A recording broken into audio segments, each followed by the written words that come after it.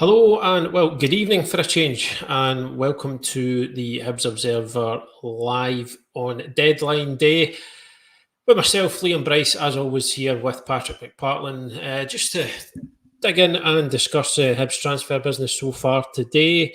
As you all no doubt know by now, there's been a loan deal announced for Sunderland centre-back Nectar Triantis. Comes up on loan for the rest of the season. It goes without saying it's been a key position that Hibs have been trying to address all month. It's taken to the last day, but now they have got their man in, and we believe there could be. They are still keen on bringing in Bevan on loan from Bournemouth. So, Patrick, I mean, from being a kind of quiet first half of the day, it seems to have kicked into life a wee bit now, hasn't it? It has, yeah, and I think we probably deep down knew this was going to happen. I don't think anyone at Hibs would look at the current makeup of the squad and think, we'll be fine for the remainder of the season if we don't bring in any sort of central defensive cover or starters. Nick Montgomery's also always made a big thing about players have to come in who are ready to make an impact, ready to play in the first team, and where possible are better than what's already at the club.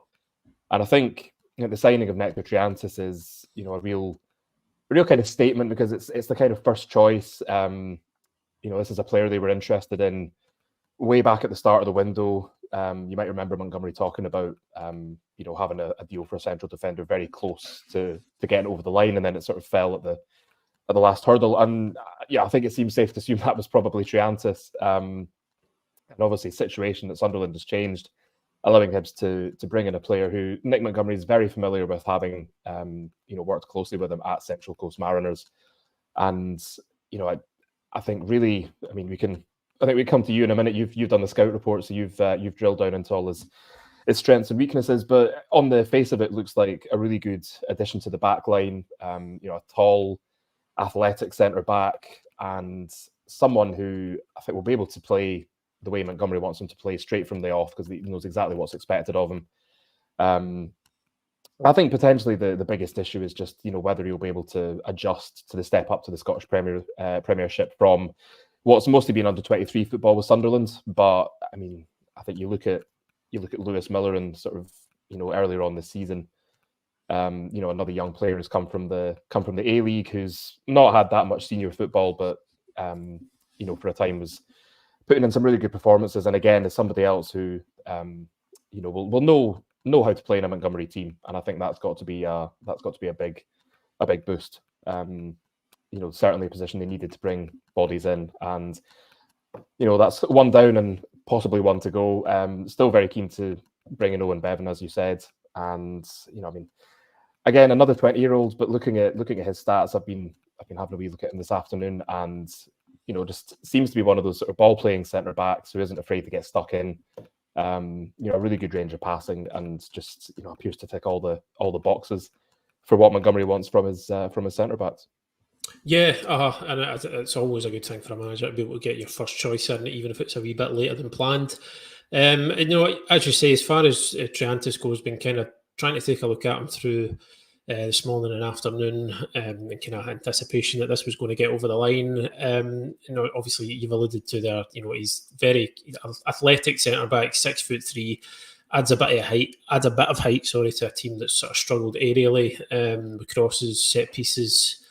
And the first thing you always ask, especially because Montgomery is very specific about these things, is he going to fit into the system? And obviously the answer to that is you'd assume yes, because he's already played in it. Montgomery spoke really highly of him when they were at Central Coast Mariners together.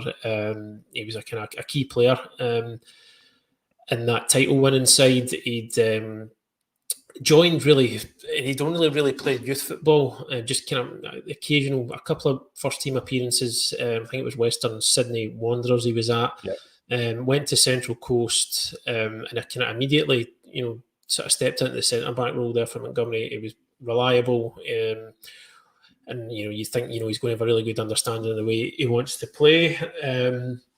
as far as Sunderland goes, I think as far as I've been able to tell, the story goes that Sunderland had sent scouts over to Australia to look at certain players, and he wasn't one of them. But they watched Central Coast and so impressed with him were they that they decided, I think, we need to sign this guy. Apparently there was interest from elsewhere in England, clubs across Europe. I think the Bundesliga as well he was touted for at the time. So Sunderland have obviously made a real effort to get him. Not a huge financial outlay, but it's all written. You never really get big fees being paid for guys from the A-League. He's come over and he's kind of mostly involved, as you said, in their under 23 setup. Been playing there. He's kind of drafted into the first team on occasion. He's only made one start. It was against Birmingham City, a 3-1 victory. I think he only found out basically minutes before kickoff that he was going to be required. An injury to one of the first choice centre backs, and he was kind of thrown in just to see how he can deal with the Championship. Can I watch that game back? And I think it as his only kind of real, proper appearance in the Championship. It is kind of maybe what you'd expect from a young defender trying to deal with that step up. They may be a wee bit uncertain at times. It's as well as adjusting to the level, it's adjusting to playing in a different team for the first time. Seemed to really settle into it. He does look, from what I can tell, he does look comfortable on the ball. You've seen a lot of it. I think Sunderland had a lot of possession in that game, especially in the first half. They were up at kind of 70-80% possession, so he was seeing a lot of the football. He seems comfortable playing off both feet. He was actually put in at left centre back for that game, where I think he would probably rather play on the right. And from other sort of clips and footage that I've seen, is maybe where you get the most out of his range of passing. He can play kind of short one first time under pressure, but I think if he's allowed to get his head up, he is somebody who can play those longer passes as well. It really didn't do himself any harm that first start at Sunderland. Just a couple of, again, as I said, you would expect from a young player, maybe positioning a wee bit off here and there, a wee bit of hesitancy. But he does look as though he's really well suited to the way Hibs want to play, because we've seen it all season. There is a real onus put on the centre backs to take the ball and be immediately under pressure and be able to play out. And it's been kind of varying levels of success with that for Hibs. He does look like a player who would be comfortable stepping in and doing that. As I said, he's got a nice range of passing as well. He can go longer. He can play in tight areas off both feet. So it's quite encouraging in that aspect. And obviously, you only need to look at him as well. 6'3". He's got all the physical attributes. He can recover. He can get about the park. He's athletic.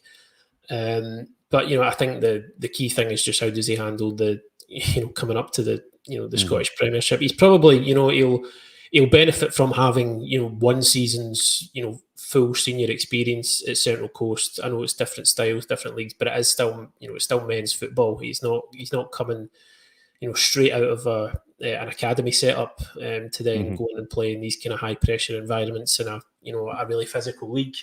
But there is always sometimes that question mark when guys come up from the under 23 setup in England, and it can be a wee bit of a culture shock. But he seems to have a lot of the tools there, kind of the raw ingredients to be able to handle it. It's just how quickly will he adapt? But again, would the manager have pursued him so enthusiastically over this month if he didn't think he can handle it? And obviously, that he's pushed so hard from tells you that he does. So it's certainly an interesting signing. It's it's another young player to go into that back line. I know, just from kind of gauging the mood among Hibs fans, that they maybe were wanting somebody a bit more experienced, but certainly it's. It is almost a cliche that at this point that January can be a difficult month to do business in, but I think it is. There is a lot of truth in it, and despite the fact that Hibs have managed to add now 5 signings to their ranks, so it's certainly, if nothing else, it'll give depth. But from what I've seen, I do like what I've seen from Triantis. He looks as though he's got a lot to his game, and he's maybe just needs that chance of regular first team football to take himself to another level. and Hibs have got him to the end of the season. So yeah, it's one that I'm looking forward to seeing how he gets on. And as you said, it could be followed over the next few hours by Owen Bevan. A similar profile then, Patrick, and a young defender. Does like to get stuck in, and he seems to be quite capable on the ball as well. Yeah, I think initially Hibs fans would probably look at where he's had experience. He's been at Truro City and Yeovil, and then he's gone to Cheltenham Town in the first half of this season. And it's not a kind of snobbery. It's understandable. You look and you think, well, are they ready to kind of deal with a step up to Scottish Premiership football, playing week in, week out? I know it's maybe only one example, but I think you look at Will Fish, and here's a player who had actually had less first team experience under his belt than Owen Bevan has, and came to Hibs, and obviously second half of last season in particular showed up really well, and then maybe hasn't quite hit the same heights this season. Had a bit of a sticky start, but again has showed why he's at Manchester United and why he's sort of so highly rated, why Hibs were so keen to bring him back for a second loan spell. But I think I think it's worth remembering that you look at the players who Montgomery's already brought in, the likes of Marcondes and Maulida we've seen the most of, and obviously Maulida scores against Kilmarnock. Marcondes showed his quality, and the chat from East Mains is that Luke Amos is a very, very kind of able player, and I think there were quotes from Montgomery today saying that he'd only taken sort of 2 training sessions watching him to decide that he wanted to bring him in. So I think if you apply that sort of logic to the other signings who he's brought in, Nathan Mariah Welsh is another one. We've not seen him in action yet, but very highly rated. I think a lot of surprise amongst Bournemouth fans that it was a permanent deal rather than a loan, which I think tells you perhaps how highly he's rated. And 14, 15 caps for Guyana, international level as well is impressive for someone so young. So I think when you look at that, and then you add Triantis into that mix, and then you look at Owen Bevan, and you just say, like, it is a difficult window, but the signings that Montgomery is bringing in are going to be the best options, really. I think we've known for some time that he's not just going to bring anyone in for the sake of it. He obviously had players on trial in Dubai who he decided he didn't want to proceed with, and like we were saying with Triantis, the centre of defence has been an area that's needed a lot of work recently. Will Fish, I think, has played more minutes than any other Hibs player this season, and part of that is down to necessity.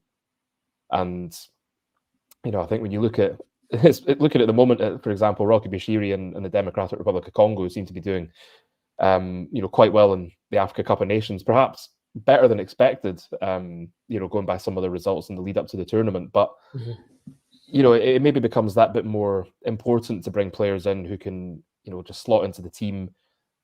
I mean, Rocky's not been playing internationally, so there's not really any chances of getting injuries during matches. But then you think, if he's not been playing, then is he going to be a little bit rusty? Do you want to bring him back in, sort of what's the word, on a kind of sort of like building him up again, I suppose? Because to go from sitting on the bench in the Ivory Coast to facing Aberdeen's forwards, Celtic's forwards, whatever, it is going to take a bit of time to adapt. And when you factor in the sort of long flights and everything as well, then it probably makes sense to have players who can sort of step in, and it's not just a kind of throw the dice and you just think, well, hopefully they'll cope. It's players who you think, I know you can go in there and you can play the way I want you to, and form part of a sort of strong defence.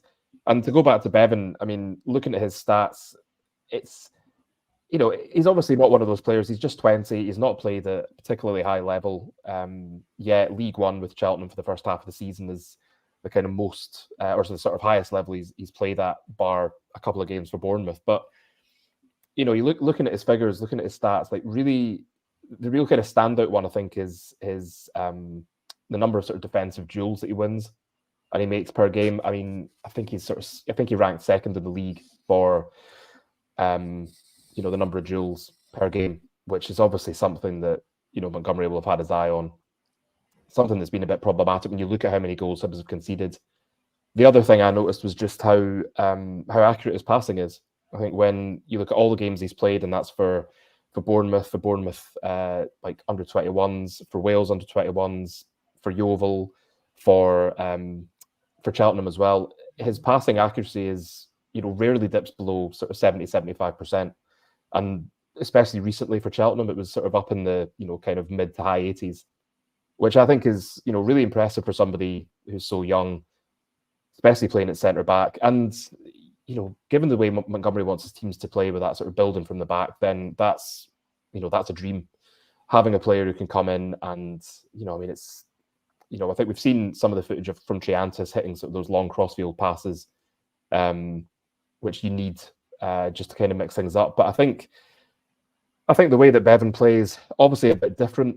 I think there's, he's obviously comfortable on the ball, but I don't think he's, perhaps as much of a ball-playing centre-back as Triantis is. But, you need to have that combination and that mix at centre-back. And assuming that Hibs can get a deal over the line, and it, I think the understanding is that it could go on quite late into the night while they kind of thrash everything out.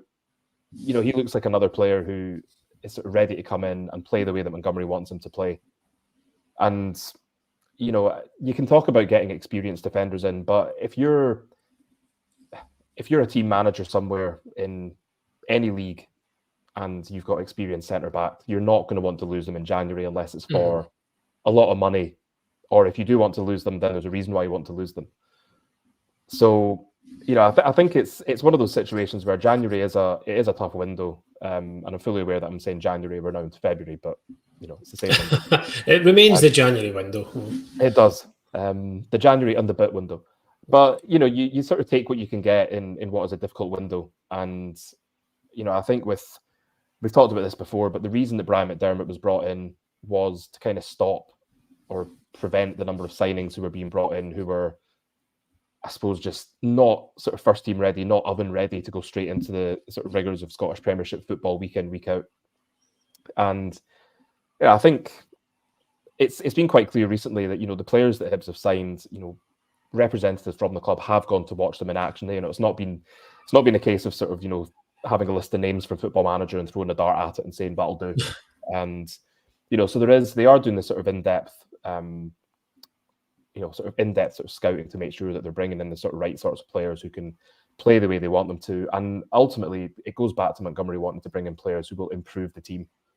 And, obviously you can't predict anything when it comes to football, but I would say, going by the caliber of the signings he's already brought in, I think it probably bodes quite well for any other signings who are going to follow, that, they will be of a standard that maybe Hibs haven't brought in recent windows, certainly not in January.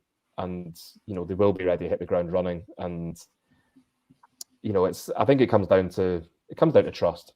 If Montgomery trusts the player, if they've got the right sort of character, then, I think that should be good enough for the majority of fans. Although obviously, it all depends on how they show up in actual games. That's the real test. But on the face of it, Bevan looks like another, assuming it goes through, another good addition to an area of the park where Hibs have really been sort of needing reinforcements, and quite badly. And obviously it does look like a little bit kind of patchwork at the moment, but Montgomery said this. He said that there's probably going to be a lot of sort of short-term fixes just to kind of improve Hibs' performances in the second half of the season. And I don't think too many fans could complain with what they've done so far. And just obviously the proof will be in the pudding. But from what we've seen on paper, Bevan looks like he'll be a good addition, and Triantis looks like exactly the sort of player who they've been missing in recent weeks. Yeah, definitely. I think when considering how threadbare the squad had become towards the end of last year, there was always going to be an element of short-term fixes. I feel like that was inevitable. And then you hear the manager saying, stuff like, I'm only going to sign guys who improve the team, and it kind of. On the surface, it's like, it's just classic manager speak when they talk about transfers. But I think you have to give a bit of credit there to Nick Montgomery that he has actually, he's backed it up. Certainly on the evidence of the guys that we've seen so far. Marcondes, obviously looks a class act. Malida coming on and scoring. Hearing a lot of good things about Luke Amos as well. So he has delivered on that front, and it's kind of he's been willing to hold out for the guys that that you really wanted, as you've seen here with Triantis. You might it seems like a lifetime ago now, but at the start of the month, Hibs were taking a look at the likes of Chris Moore, and there was maybe a wee bit of why they taking this guy to have a look at him first, rather than surely it does a bit unusual sometimes, a guy who is with another club coming on trial. But I think it did just sort of cement that sense of purpose that he wasn't going to just bring in guys for the sake of it, and then obviously things changed and Moore ended up not coming in. So I think you can't really argue too much at the moment that it certainly looks on paper that Hibs have added quality to what they already had. Just moving on, and I think it would obviously the other side of the transfer window is players going out, and I think it would be almost disrespectful in this video if we didn't give a word to Christian Doidge. Obviously left on a permanent deal back to Forest Green Rovers yesterday. I think when we spoke to him after the Forfar game, he wasn't giving too much away, but you did kind of get, well, I don't know about you, but I certainly got the impression that he sounded like a guy who maybe already knew or had an inkling, at the very least, that his time at Hibs was coming to an end. So I think it seems to have been a case where he's maybe not had. He didn't have a great deal of game time before the Christmas break, even with guys like Adam Lafondra not playing. So I think he's a guy at a stage of his career where he just wanted to go and play football, and it seems as though with the kind of the service he's given at the club over the past couple of years, that Hibs were they were happy to facilitate that. Yeah, I think it's certainly from speaking to him after the Forfar game, I felt there was a change in his tone. Most players, when you ask them about their futures at a club, if they're in the last 6 months, there's they don't really give anything away. It's just a bit of oh, I've not been told anything, I'm just going to keep on playing. I'm play when I'm picked, I'll do this, I'll do that. But I kind of got the impression that he'd almost resigned himself to to leaving the club probably in this window. You never want to say for sure, but I did get the impression that if it wasn't already decided that he had a fair sort of inkling that he was going to be moving on, and obviously that that did happen yesterday. I think it's a good move for him. He's going back to a club where he's well loved for his exploits there in the past. I think obviously it's sort of his goals for Forest Green that kind of stuck him on Hibs' radar for a while. I think he was saying recently, it might even have been a sort of podcast appearance with our good friends at Long Bangers, where he was saying something along the lines of that Hibs had actually been interested in him a year before he joined. So there was obviously that kind of prolonged interest. But it's a tough one, because one of those players who I think every club or every squad needs players like that, who maybe they're not the most fashionable of players, they're not the sort of absolute star of the team, but what they do give you is sort of like 110% every week. Even if it's not going right for them, they're still putting in a shift. And in a time where sort of football has got to a point where teams are not made up of 9 or 10 boys who've grown up supporting the team they're playing for. It's football has changed, it's moved on.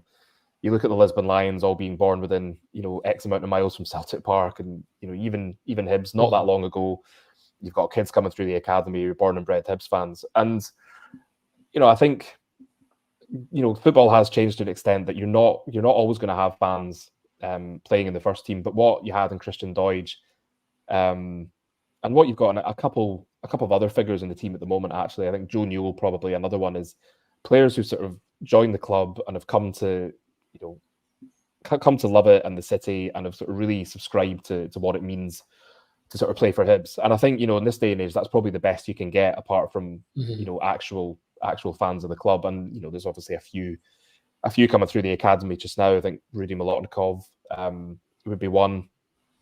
There's obviously other boys in there as well. Josh O'Connor, another one. They've got that sort of connection with the club. But bringing in first team players, I think it's good to have. It's good to have players who do have that affinity with the club, who do sort of know what it's all about. They give you that sort of give you 110% every week, like I was saying. And I think he was certainly a player like that. But at the same time, I think the injuries that he had, and I think he suffered quite badly from COVID. I think he said a while back, and I just don't think he's really been the same player since. And what's that? Nearly 5 years at Hibs, and for a couple of those seasons, he was really good. Obviously, had a difficult start to life at Hibs, but then had that hat trick at St Johnstone and didn't really look back from then on, and hit double figures 2 seasons in a row. I think he played a big part in the team finishing third under Jack Ross in the sort of 2020-21 season. And I think a player like that, you would get to a sort of state with the club where you'd say, right, we're not going to stand in your way if you want to go and play sort of more regular football. And Forest Green haven't had their troubles to seek this season. I think that would be fair to say. And in Christian Doidge, they're getting a player who will almost certainly score goals for them, who knows the club inside out. And I really hope it works out for him, because he's just one of those players. He's always great to deal with in the media, always happy to talk about everything, and just a very honest guy on and off the pitch. So I think it's probably the right move for both parties when you consider who Hibs have brought in terms of attacking reinforcements in Emi Marcondes and Mazzani. And you've also got Adam Lafondra coming back. You've got Dylan Vente, Martin Boyle, Eli Yuan, Jair Tavares. There's almost an embarrassment of riches in that forward line. And, there are going to be people who, are not going to play as much as they want. So I think a sensible move. I think as well with, Jimmy Jego's another player who obviously came in this time last year, made an immediate impact. It was just that kind of midfield scrapper that I think they've been missing in the first half of the season. And I don't think it's really any coincidence that the second half of the season, Hibs actually performed, pretty well with him in midfield. Obviously, CJ Egan-Riley was another who, came in the January and helped make a big difference. But I think just Jego was, again, not the sort of most fashionable of players, defensive midfielder, but he did a job really well and kind of slotted into that midfield three, as if he'd been playing with them for 3 or 4 seasons. And I think he's probably been hampered by the move to a sort of 2-man midfield. I don't think he's got the engine, and I don't think he's got the sort of range of passing to really kind of fill one of those roles. Although I think should be said he did do a good job of it when Montgomery first came in, and he was sort of played alongside Joe Newell with Dylan Levitt still coming back from injury. But I think as far as I understand, there's been an awful lot in his personal life that he's been dealing with recently, and by all accounts, a move back to Australia has been exactly what he needs. So again, like with Christian Doidge, it seems to have been a really good move for both parties. And another player who might have had his limitations as a player in this Hibs team, and certainly where they want to go, where they want to see themselves, they would probably want to bring in sort of more rounded players than Jego, but somebody else who always gave 100%, didn't hide, didn't shirk his responsibilities. But you move players on like this who maybe aren't going to play as much. You bring in players who can make a difference, who can increase the level of competition for those starting berths, give you a stronger bench, and it's ticking a lot of boxes. And it's ticking a lot of boxes that Montgomery was unable to tick for so long because of injuries and then international duty and stuff like that. So I'm sure we'll discuss this in the sort of days and weeks ahead. But I think you said yourself, and the way things are going so far, it does look like Hibs are going to be coming out of this window a heck of a lot more, not more stronger. That's bad English. A lot stronger than they went into it. Basically, I think they've moved on players who maybe weren't going to play that much. They brought in some sort of real quality to supplement the squad, and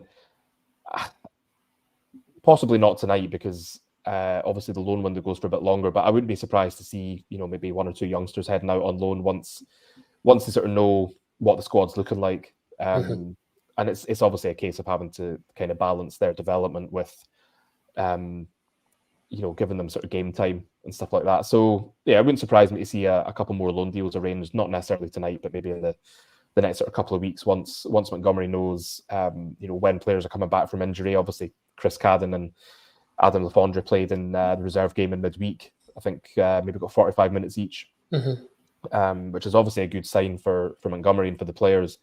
But you don't want to have. I don't think you don't want to sort of like stunt the growth and development of some players. Obviously, the pathway at Hibs is something they're very big on. But if they're better served by going out on loan and getting games in the SPFL, then that's something else that you say that makes far more sense than keeping them around as like occasional bench fodder for the odd game where Hibs might be struggling. So yeah, it's on paper things are looking really good in terms of ins and outs, and I think that's all you can really ask for from what is a notoriously difficult window. Yeah, absolutely. Well, we're going to leave it there for this evening, folks. We're going to have to get back to work shortly. Read into that what you will.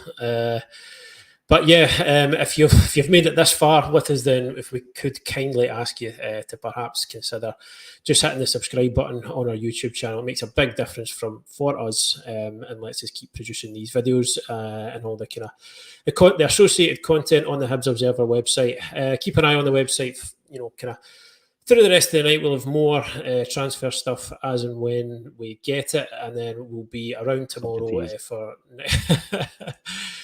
Nick Montgomery's pre-match press conference going into Saturday's game at home to St Mirren. So back to Easter Road on Saturday. As always, thanks very much for joining us, and we'll see you again next time.